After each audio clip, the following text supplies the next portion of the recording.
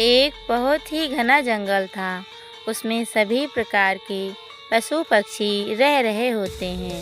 उस जंगल में सब मिलजुल कर रह रहे थे। सभी जानवर एक दूसरे की मदद करते। सभी जानवरों में बहुत प्रेम था। उस जंगल के बीच में बहुत ही पुराने पेड़ पर टूनी नाम की एक चिड़िया और उसके 2 बच्चे चुनमुन और टुनटुन रहते थे। टूनी अपने बच्चों के साथ बहुत खुशी से रह रही होती है। और फिर एक दिन टूनी को यह पता चलता है कि इस जंगल में कहीं बाहर से एक बाज आया है, जो कि खुद को चिड़ियों का राजा बताता है। और यही नहीं, वह बहुत क्रूर भी है, जो कि अपने से छोटे और कमज़ोर पंछियों को बहुत परेशान करता है और मारकर खा जाता है। टूनी यह बात जानकर बहुत डर जाती है और अपने दोनों बच्चों को चुनमुन और टुनटुन को सारी बातें समझाते हुए कहती है, बच्चों, जब मैं घर में ना रहूं तो तुम दोनों घर से बाहर कहीं मत जाना। इतना समझाकर टूनी चुनमुन और टुनटुन के लिए दाने की तलाश में निकल जाती है। टूनी के जाने के थोड़ी देर बाद ही चलो चुनचुन भैया, बाहर खेल कर आते हैं। अरे बहन, तुम्हें कुछ समझ नहीं आता क्या? माँ ने अभी अभी समझाया और तुम अभी बाहर जाने की बात कर रही हो। चुनमुन के समझाने के बाद भी टुनटुन नहीं मानती और वह घर से बाहर घूमने चली जाती है। और उधर घोंसले पर पहले से ही बाज नजर गड़ाए बैठा था।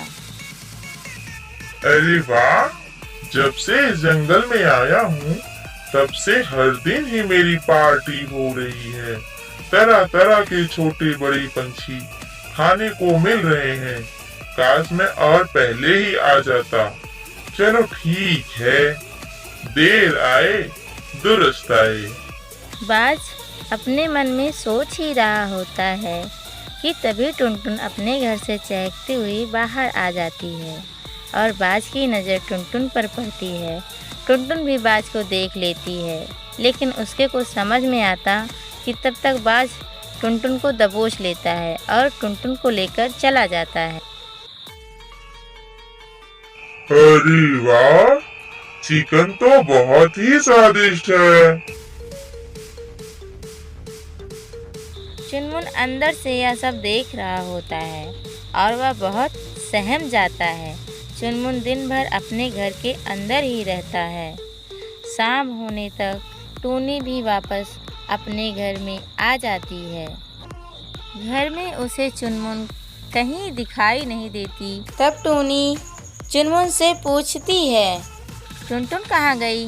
बुला लाओ, देखो मैं तुम्हारे लिए क्या लाई हूँ। पर चुनमुन कुछ नहीं बोलता। चुनमुन चुपचाप खड़ा रहता है। तो टूनी फिर से आवाज़ लगाती है, क्या हुआ बेटा, कुछ बोलते क्यों नहीं? क्या हुआ चुनमुन? मेरी टुनटुन कहाँ गई? बच्चा क्या हुआ? कुछ तो बोलो, कहाँ गई टुनटुन?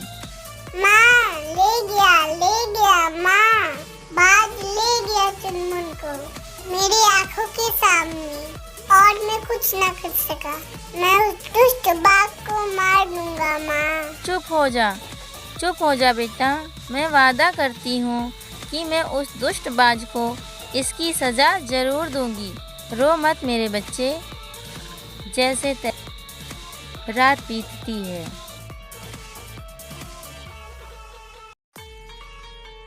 और सुबह होती है। टूनी सुबह ही सरपंच उल्लू के पास जाती है।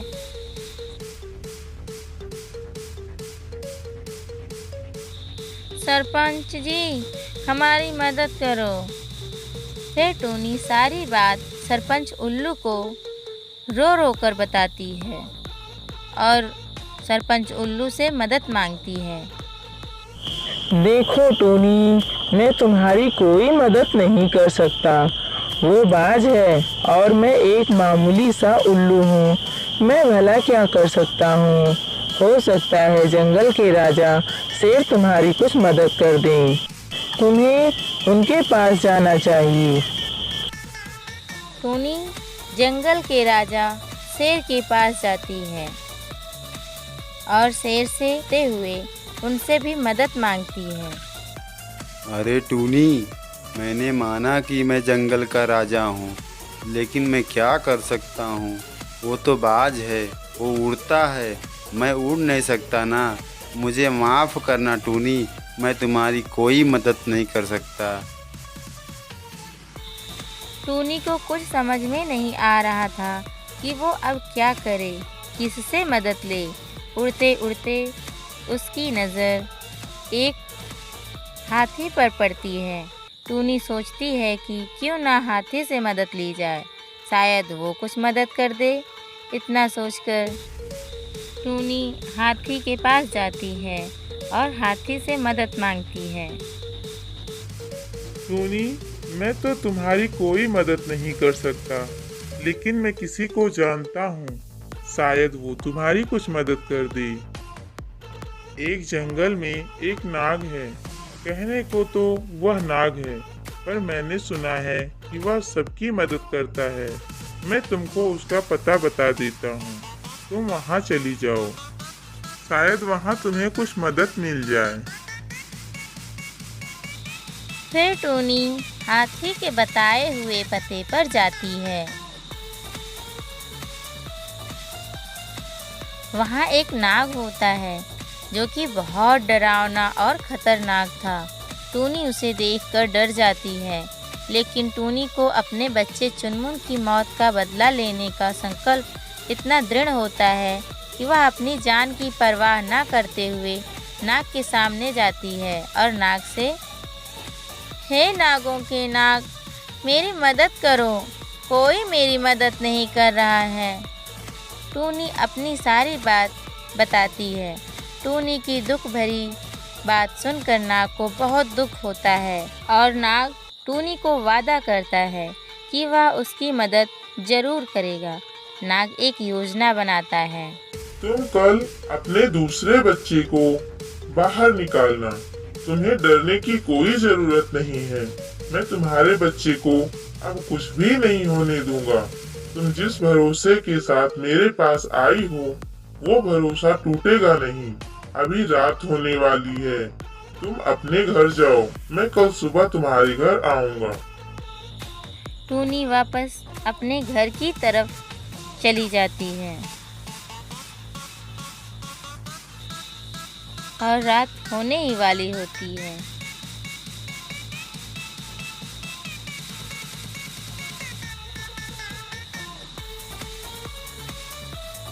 रात होती है, लेकिन टूनी की आंखों में नींद नहीं होते।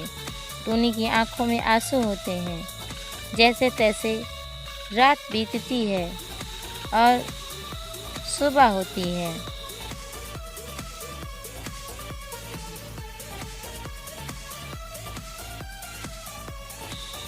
उधर नाग भी सुबह के इंतजार में होता है।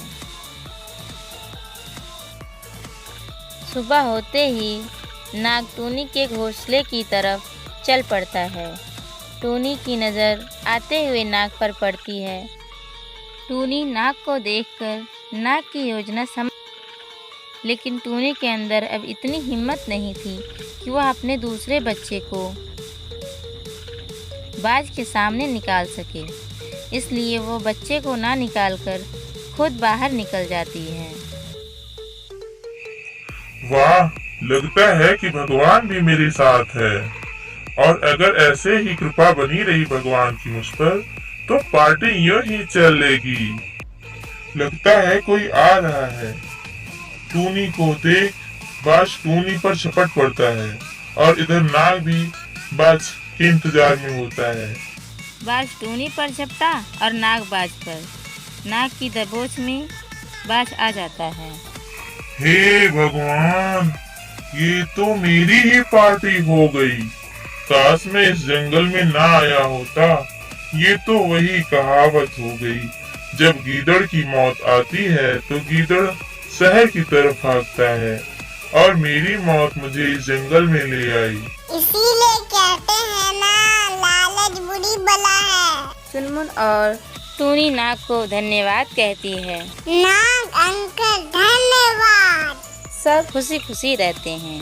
इस तरह टूनी की सूझबूझ से जंगल वाले बाज के आतंक से छुटकारा पाते हैं।